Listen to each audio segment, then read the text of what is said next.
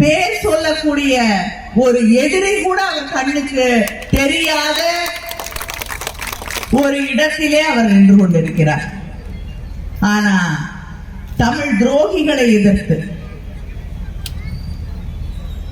தமிழ் மக்களின், தமிழ் இனத்தின் துரோகிகளை எதிர்த்து, தமிழன் தமிழன் தமிழன் என்று சொல்லிக்கொண்டு தமிழர்களை கொச்சைப்படுத்தக்கூடிய, தமிழர்களை இழிவுபடுத்தக்கூடிய, தந்தை பெரியாரை இழிவுபடுத்தக்கூடிய சில கூலிக்காரர்களை எதிர்த்து அரசியல் செய்ய வேண்டிய ஒரு நிலைக்கு அவர் தள்ளப்பட்டிருக்கிறார். அவங்க அவங்க அப்பாவை தான் அப்படி சொல்றாங்க.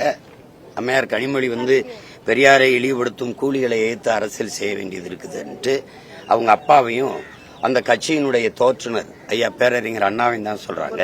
ஏன்னா நான் பெரியாரை இழிவுபடுத்தல, பெரியார் என்ன பேசியிருந்தாரோ எழுதியிருந்தாரோ அதை எடுத்து பேசுறேன். பெரியாரை பற்றியே பேசுகிறார்கள் இந்த பெருமக்கள், அம்மையார் கனிமொழி உட்பட.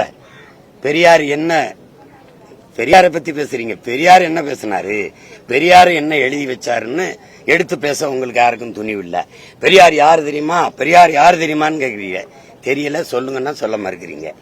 பெரியாரை இந்த தமிழ்நாட்டில் திமுக அளவிற்கு அந்த கட்சியின் தலைவர் பேரறிஞர் அண்ணா, ஐயா பெருமகன் கருணாநிதி அவர்களை விட யாராவது இழிவா பேசியிருக்காங்களா?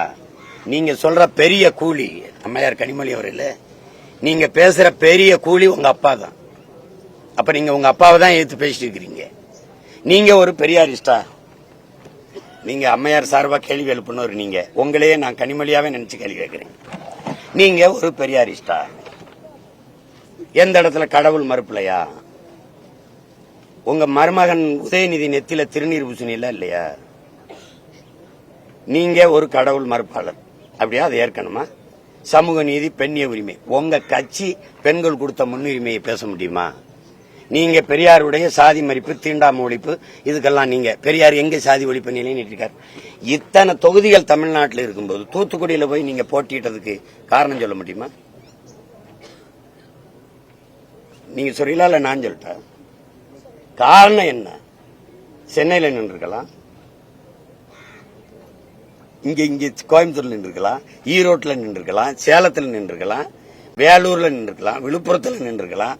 எதுக்கு தூத்துக்குடியில போய் நிக்கிறீங்க? சாதி ஒழிப்புன்னு அங்க ஏமாந்த பாவப்பட்ட மக்கள் இருக்கான், அதானே சாதி. உங்களை இன்னும் அந்த மக்கள் அவங்க தன் சாதிக்காரன் நம்புறான் பாருங்க. அந்த அளவுக்கு பைத்தியக்கார பக்க மக்களை அந்த மக்களை நம்பி வச்சிருக்கீங்க நீங்க, அப்படித்தானே? தூத்துக்குள்ள ஏன் போய் 2 தடவை நின்னீங்க சொல்லுங்க? அந்த பாவப்பட்ட மக்களை நான் உங்க ஆளு, உங்க சாதி ஆளு, அதுவும் நம்பிக்கிட்டு. கருணாநிதி மக எப்படிங்க நாடாரா இருக்க முடியும்? கனிமொழி நாடார்னா அழகிரி, ஸ்டாலின், முக தமிழரசு எல்லாம் நாடார் தானே. ஒரு அப்பாவுக்கு 2 சாதி இருக்குமா? யாராவது சொல்லுங்க, சொல்லுங்க. அப்ப என்னதுல போய் தூத்துக்குள்ள நின்னீங்க? நீங்க பெரியாரை பத்தி பேசுறதுக்கு தகுதி ஏதாவது இருக்கா? சும்மா கூலி காலின்ட்டு பெரிய கூலியா உங்க அப்பா தான்.